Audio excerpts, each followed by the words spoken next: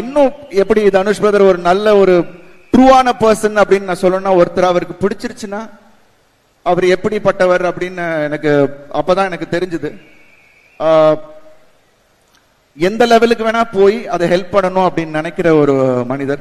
ஏன்னா பிகாஸ் நான் பழகுனப்போ திடீர்னு என்னோட ரெட்டத்தலை, அடுத்த படம் ரெட்டத்தலையில தனுஷ் பிரதர் ஒரு பாட்டு பாடியிருக்காரு, கண்ணம்மா கண்ணம்மா. அது வந்து ரிலீஸ் ஆயிருக்கு, அவ்வளோ பெரிய வரவேற்பு கிடைச்சிருக்கு.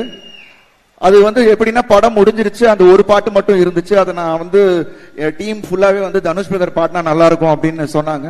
சரி, தான் எனக்கு கொஞ்சம் கஷ்டமா இருந்துச்சு கேட்கறதுக்கு. பிகாஸ் ஆல்வேஸ் நான் ஆப்ளிகேஷனா யார்ட்டையும் எதுவும் கேட்க மாட்டேன்.